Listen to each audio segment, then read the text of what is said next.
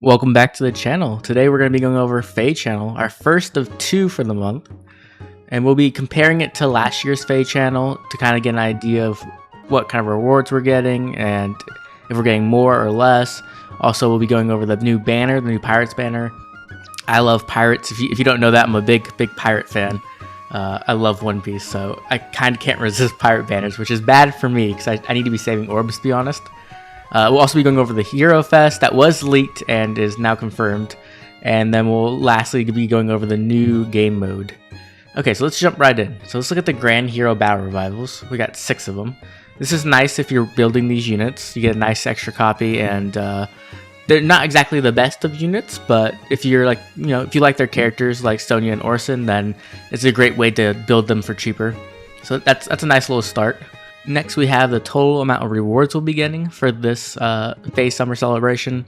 We have 30 orbs and 100 coins, notably 90 flowers this year, and 500 grails, so that's a lot, and then 10 free summoning tickets instead of 5. So let's compare that to last year's FEH Summer Celebration. So we can see we got more flowers, way more grails, way more coins, but we do have less orbs overall. We had 55 last year, now we have 30. And we do not get any of the free summons. So last year we actually had a nice little revival of daily summoning events. Now these aren't like necessarily the most recent units, but there are some notably good units on these summoning events. So we don't get any of these this year. But we do get more summoning tickets, so it's kind of a trade-off, right? 19 free pools versus 5 more summoning tickets. It's kind of So also less orbs, which is kind of rough. Also notably, we aren't getting this special hero gift. This may have should have come sooner, but I was kind of holding out that maybe they would be saving it for now. But it doesn't seem like we're going to be getting any kind of like free summer special unit, which is kind of unfortunate because there's some really cool units in here just for collectors or for people who are fans of the units. So it's kind of a miss there, but that's fine, I guess. Okay, so our Hero Fest was confirmed, so the leak was correct. So we're getting 2 save skills, near save and far save. We're getting Flame with her damage reduction, and then Guinevere with her mage tankiness. So this is a very, very good Hero Fest. I'm not gonna lie to you, it's pretty amazing. You have 2 of the most meta skills in the game at the moment, a very powerful mage tank, and then one of the best supports. And they're giving us 10 free summoning tickets. So in total, you're getting 11 free summons. And there's, it's Hero Fest, so you're getting that 5% rate. So it's a very good banner. But I just want to warn you that CYL is coming soon, right? So there's a chance CYL comes and these save skills aren't as good as they used to be. Like, I could definitely see that happening. If you haven't been watching the channel that much, I have a bit of a conspiracy theory that CYL is going to come and maybe Gatekeeper is going to have some insane PRF save skill that kind of combines both of them. Or possibly he might a unit might come out that counters var save, right? Or near save. There could be a skill like that where it's almost like Brammymoncy's skill, where it's like cancels out any kind of interaction from units within 2 spaces. So just be careful. This banner does last a month, so you have time if you can be patient. I'm not gonna be patient. I'm a bad example, but if you can be patient, you can wait and see what CYL is before you spend any orbs. I kind of would recommend that. Overall, very, very good Hero Fest. Definitely better than last year's. Last year's we had Sothis, Dio Ephraim, Bernadetta, and Nagi. And I think just straight along the line, this is just way better. I think Dio Ephraim's really the only unit that is pretty good on that banner. Bernadetta is good, but compared to, I think, Flame's just much more meta, much more relevant. She's going to do a lot more for your team. And then obviously Dedu and Henrietta with their save skills are going to do massive work.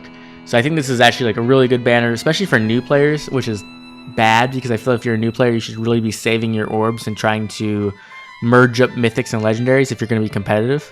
These skills are so good. Also, a note on Hero Fest, Henrietta is coming back in October, which I'm guessing is a double special banner.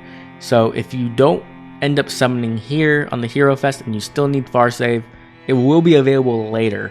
So do not worry about that. It's not going to be as good of a rate, obviously. The double special banner can be kind of rough at times. But it is going to be available later. So if you do want to just save your orbs for CYL, because it's a festive time of the year and those units are obviously going to be stronger. The BST creep always happens at CYL. And they could probably have some amazing kits. Do not worry about that. Henrietta will come back. So just, take your time and make sure that you are spending your orbs where you want to, especially as a free-to-play player. Next, we have our new seasonal banner, the Pirate Banner, and this banner is looking awesome. As a hardcore Pirate fan and a hardcore Radiant Dawn, just Tellius fan in total, like, it's so hard. I'm like, I don't want to spend orbs, but when you see things like Naysala dressed as a pirate, like, I can't really resist, unfortunately. So I'm definitely going to be summoning for that. Thanks to Phoenix Master, we actually have the stats right here. So thank you, Phoenix Master, for compiling this. It is missing Surtur, unfortunately, but I don't think his stats were shown. But we do see that we have Vika as a colorless beast, which is awesome. She's going to be our demote, I'm like 100% sure. And we do see she is getting a PRF because she is a beast, and we haven't had any inheritable beast weapons yet, which I find kind of weird. I think that they should start doing that. I think that could be interesting. But I guess there's just not that many beast units they want to put out. So they're kind of just giving them all. So she's going to have a PRF, so that's good. Her stat line's interesting. She's really, really res bulky. She kind of reminds me of Leanne, but she can actually hurt people because she has an attack stat. Overall, pretty good stat line, and I'm pretty sure she's our 4-star, so I shouldn't have too much difficulty picking her up, hopefully. Then we have Naysala. Naysala's looking amazing. He is a red beast, though, which is kind of interesting in my opinion. I didn't expect him to be red for some reason. I thought maybe colorless or even another blue version of him. It's nice though, because we can have, we're getting a little bit closer to Naysala team of just Naysalas. We need 2 more. He does seem to have some kind of new C skill. I don't think it's a preference C skill because there's not like the white border. So that could be interesting. It looks like a wheel of some sorts. He definitely has a PRF weapon, and I believe it has slaying in it. If we compare it to the Japanese FEH Channel, it seemed that it had slaying built into his weapon. So overall, he's looking pretty solid. His stat line looks good. If he's transformed, I believe his attack would be, 51 with weapon? And then he has a 43 speed stat. That's pretty impressive. And then obviously his defense is debuffed here, so that's not correct. So he's looking like a good unit. I'm interested to see what he can do. He might be able to fit on Beast Force just because he has slaying built into his weapon. So that's, always a thing to look forward to. And we'll see what we're able to do with that. Lithus is our Tempest Trial free unit. And the amazing thing about Lithus is nothing about his stats. His stats look good. He's just another green axe, so that's whatever. He has Wind Sweep. And that is amazing. Why is that amazing? Because I can stop killing Joshuas. I love Joshua as a character, and every time I have to kill Joshua for Wind Sweep, it literally hurts. Also, his Grail cost is getting pretty high right now, so just having another source of Wind Sweep in the Grail pool will be amazing. Lastly, we have Hinoka. Hinoka's coming out, and she is with Camilla. Let's see, I think the total art is out for her. Yeah, here's the art. So we have Hinoka and Camilla.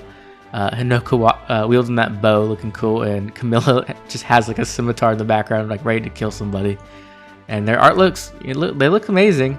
And I'm really glad for all the Camilla fans, because it's been, a solid 2 years, I think, without an ult. So even though she's not the front unit, technically, right, Hinoka is, you still get a little bit of Camilla. For me personally, that's, I don't really care for Camilla all that much, but I'm glad for the people who do.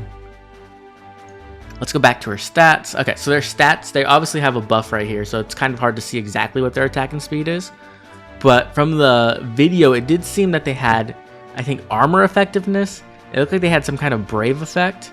They had extra movement, and I think they have adaptable damage, and that would explain the speed defense Rhine and the speed res trace skill right there. So it's looking like they have some kind of adaptable damage. I'm not sure what the actual duo skill does. It could be movement, because I'm pretty sure that's what she had in Fates. I think when she interacted with Dragonbanes, she had movement. So I wouldn't be surprised if that's it. It could also have like some kind of movement plus a brave effect. I'm not sure.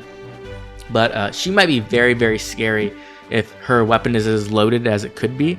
If her duo skill is just movement and her weapon is adaptable damage with a brave effect and armor effectiveness, she's going to be scary. She's going to be extremely scary. The one downside for her, in my opinion, is that she's a green bow. And though we don't really have that many green bow flyers, I don't think that's actually the best color at the moment.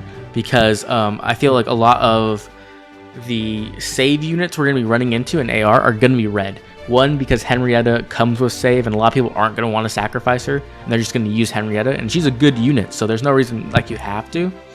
And then secondly, you might run into some other units like that. She will be a little bit better against Brave Hector, which is good, but I'm not sure exactly how that's going to work, right? Because Brave Hector is just a scary unit, right? He doesn't have the armor weakness, so her armor effectiveness isn't helping her. And she does have that adaptable damage that will help, but I don't know if she's going to be able to kill him in 2 hits, even with a Brave weapon, because I think he's going to retaliate and just kill her. She does not have that much bulk. She only has 23 defense and 40 HP, so Hector can probably blow her up pretty easily.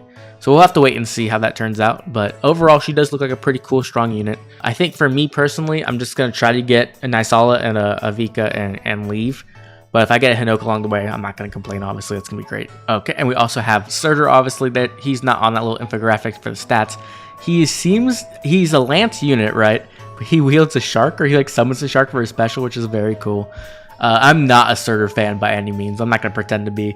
I think he's a horribly written character, but he does look cool. Like, he does, I can't, deny that. He does look cool. He definitely will probably be a strong unit. He does have some kind of double, right? So he either has some kind of armor, like Vengeful Fighter or Crafty Fighter or any of those fighter skills, or maybe it's built into his weapon. We'll have to see. But he could definitely be a strong unit, so we'll have to wait and see what they do with him. I don't think he has Surtur's Menace though, which is interesting that he didn't get his Preference C skill. Okay, next we have our big summoning pool changes, and this is amazing. I definitely want to give them credit for this. I think this is amazing that we're just getting this right now, and they're actually removing a lot of problematic units, and they're also just adding more amazing units into the 4-star special rate pool. This also kind of congests the pool, right? So you're going to have a more difficult time pulling the 4-star special rates you want, but you aren't really getting them anyway. It's kind of completely random, right? Like, there's no way to really like, oh, I'm gonna just keep summoning until I get the 4-star special rate I want. It's not gonna happen. So I think this is just overall good change, right? You're getting rid of some of the most annoying units to get pity broken by, like Nina. I hate getting pity broken by Nina. I think I've been pity broken 3 times. Quan is, at least he's rally fodder, but still does not feel good by any means. Makoto, she has flash, so there's definitely that, but still not the greatest thing to be pity broken by. And also Camilla, she does not have really great fodder.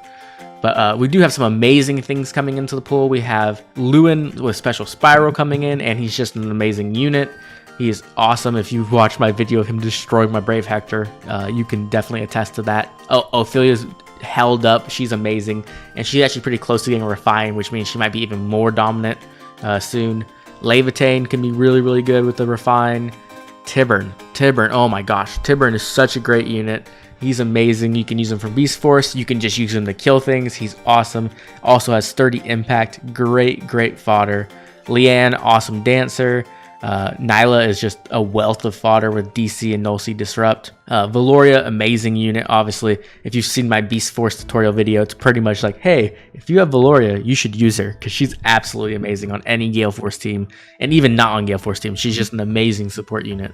So we're actually getting some really, really great units demoted here, and it's also going to unclog our 5-star summoning pool a bit, which is always good. Makes it easier to get the units you're summoning for instead of getting a whole bunch of pity breaks. So this is overall just a great change, and I'm very happy to see this. Also, all these units are going to be getting added to summoning revival events every week. So our summoning revival schedule is going to get a little more cluttered. It's going to be a little more difficult to get some of the older units, but these units will be available to summon at a better rate on a weekly basis. So that's very good too. A nice little change. So if you're looking for some of those final merges for some of these units, you're going to be able to pick them up probably easier than it would have been before, which is always good. Next, we have the biggest change, and the thing I'm most excited about. I think this is the best thing that they did in this FEH channel by far, and that is the tactical retreat feature they're adding to Arena. So essentially, once per chain run, so you get 5 matches, right? Every 5 matches you're doing, you're going to get 1 free loss, and it's not going to count against you in Arena. And this is just, oh man, this is a lifesaver, because I cannot tell you how many times I have died on the final map and had to start all over again, or even mid-map or mid-chain, right? Like, this is just such a nice feature because Arena has become very, very, very toxic. There are just so many duo units in there that can cause so much headaches, and even legendary units who are just extremely strong, like Legendary Sigurd, Legendary Claude, Legendary Crom. Like, there's just annoyances, right? Today I was doing Arena Assault, and I ran into 5 teams that had double Dancer on it. So it was Duo Peony plus Legendary Azura with 2 annoying other units, and it was so frustrating. So this is going to be great just to help Arena. It's not going to help Arena Assault as far as I know, but just having a breather in Arena is going to be a big change, and I'm very happy they did this. I'm glad they did that. I'm glad they made some change to Arena. I feel like there's still a lot more they need to do to fix Arena, but this is a nice step in the right direction. Also, they're adding the reset feature. Let's see if we can grab a picture of that. Right here, the reset button. And that's awesome, because instead of having to waste crests to reset your maps, you can just hit the reset button at any point, which is amazing. It also lets me be salty. So when I do lose and I don't have tactical retreat up, I can kill their team and then hit the reset button instead of giving them that defense win. So maybe that's not good. Maybe that will lower the amount of defense wins people are getting, but I don't think it's that big of a deal. So overall, I think this is just an amazing change. It's a bit overdue, but I'm glad they finally got to it, and I definitely want to commend them for making that change. Next, we also have new arena maps. This is probably good. I'm not going to say it's guaranteed good. The bad part is they did not remove maps. I wish there was just some horrible arena maps that just make it so your chances of losing increase dramatically. And I wish they would remove them, but they did not do that. They just added more. So I'm thinking now we have 3 rotations for arena maps. I'm not 100% sure, but that's what I'm thinking. When it comes to these arena maps, they're kind of iffy, right? Like some of this first map, the problem with it is that the enemy has 2 spots with defense tiles they can get to, which can be very annoying. There's also blocks they can break, which can affect the AI movement, because they might break the block and then get danced, and then that can be very frustrating. Same with the second map to an extent. There's just lots of blocks in these maps. I'm not sure why they put so many blocks. I think they thought it would help. And it does to an extent, but when there's dancers, it gets tricky. So it's definitely something to look out for. And some of these maps are very favored for flying units again. That's kind of the same thing we had with the last rotation. Like, for example, this bottom left map, the second bottom left map, with these mountain range. This is going to be annoying. Like, this is definitely going to be annoying. Unless you have, like, flying units. If they have flying units and you don't, and they have a dancer, that flying unit's going to fly at you so hard and so quick, and it's going to be so difficult to deal with. As, like, if you have a cav on your team, you're in big trouble. Even infantry is going to struggle there. That's going to be really frustrating. But yeah, overall, these maps look okay. I'm not going to be able to give a really good judgment on them until I try them myself. But they look kind of iffy, so we'll have to wait and see. It is good that they're getting more arena maps in there. They just need to remove some of the most toxic arena maps so that people don't have to deal with them. That would be amazing. Please, IS. And the last thing we have in our FEH channel is our big announcement of our new game mode, Hero's Journey. Now, I'm going to be a bit negative here, so if you are excited for Hero's Journey, I'm sorry. It does look like a very cute game mode, but, big but, the problem I have is that they keep releasing these non-important, non-Fire Emblem strategy game modes, right? I play Fire Emblem because I enjoy Fire Emblem gameplay. I enjoy a lot of other things about Fire Emblem, like the characters and building characters, but I enjoy the strategic gameplay. And they keep releasing these game modes that are inconsequential and have, you know, like cute little things like we're exploring a dungeon and we're having little moments. And that's cool. I'm glad, you know, for the people who enjoy this kind of stuff. And you do get free rewards, essentially. There's a bit of combat in there, but it looks like as much combat as a voting gauntlet. It doesn't look like much. The problem I have is that I feel like they are wasting their time producing these types of game modes instead of spending time and creating a new game mode that will actually, you know, help to push the game along and help to get new players in, help to progress people's accounts. Most importantly, just give places for people to use their units. Fire Emblem Heroes has a very big problem where there are units coming out a lot. They come out, we get new units every 2 weeks. And we have these massive barracks, and even as a free-to-play player, I'm sure that people have, you know, at least 200 units in their barracks, and they probably don't use 150 of them. And it's not because they don't want to, it's because there's not a place to use them. And I think that's one of the major problems Fire Emblem Heroes has. And they keep releasing these game modes like this, where it doesn't actually add anything to the game. Like, it just pretty much, you go in, you're going to press a button, and cute things are going to happen on your screen. You're going to get some rewards, and then that's it, right? It's essentially going to be Lost Lore, but with a few more animations, and you get to choose 2 units to be cute together. And that's just, I feel like that's not what the game needs right now. I feel like the game definitely needs a new game mode to open up some design space so that we can stop having so much power creep and start having some new unique ways to use our units, some new unique ways to apply strategies, some new unique ways to really have fun in this game. And I don't think this is it. I don't think this is it at all. And I wish that they would start making more Fire Emblem strategy game modes where we can actually make use of our builds, actually get to plan and build our units and strategize and do all the great things that make Fire Emblem. And instead of these, honestly, they just feel like, this is gonna sound weird, but they sound like mobile games, right? Like, Fire Emblem Heroes is a mobile game. I understand that. I'm definitely aware of that. But what I enjoy about Fire Emblem Heroes is that I get to play Fire Emblem daily on, I get to play the Fire Emblem gameplay daily. And that's the fun part to me. Applying the strategies and doing all that stuff. I don't enjoy pressing a button and then watching my cute units do cute things. I know there are people who do enjoy that, and if that's you, that's great. I'm glad that you have a game mode, another game mode for you. But I just feel like they need to make sure that the core experience is there, and I feel like it's starting to lack, right? Aether Raids Arena is really old, and they did add a nice little quality of life here, but they haven't changed the actual gameplay of Arena in a very, very long time. And then we have Aether Raids, and Aether Raids is getting old now, and they don't really change the gameplay in Aether Raids all too much. The meta changes a lot, but the actual gameplay of Aether Raids has stayed the same, right? And I think they need to add a new game mode that can kind of complement those two, but not so competitive, not so PvP oriented. Let's get some PvE gameplay in there with some high difficulty so that people have reason to build their units, reasons to change their strategies, reasons to summon. I mean, honestly, right? Like, some good reasons to summon. Like, hey, you know what? I really want this unit because it will help in this new game mode. And I don't think this is it at all. So I'm just really hoping that when the anniversary comes around, we get a real game mode that's really fun. No more Pawns of Loki, no more Lost Lore, no more this hero's journey, right? I want a new game mode that really incentivizes building and collecting and applying strategy.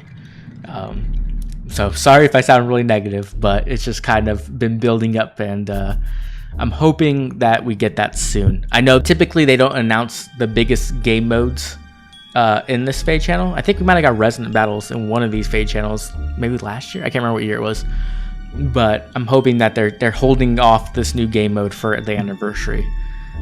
We'll have to wait and see. Overall, this FEH channel, I'd say I'd give it like a 7.5 out of 10, around there, where they had some really great changes, right? The arena changes are amazing, the summoning pool changes are amazing, and that's great. The new banner looks cool. The free rewards are pretty good, right? We're getting a good amount of free rewards. I wish they wouldn't have cut some of the stuff out, like the free seasonal and some of the orbs. But overall, I would say this is a pretty good FEH channel, and I'm looking forward to the next one where we get our CYL reveal. That's going to be it for this FEH channel reaction, and we'll be back later today probably. We have 2 more videos planned. We're going to be doing Aether Raids like we always do, and then we also have a summoning video for the Hero Fest. So I'll see you guys then. If you enjoyed this, please like and subscribe, and I'll see you later.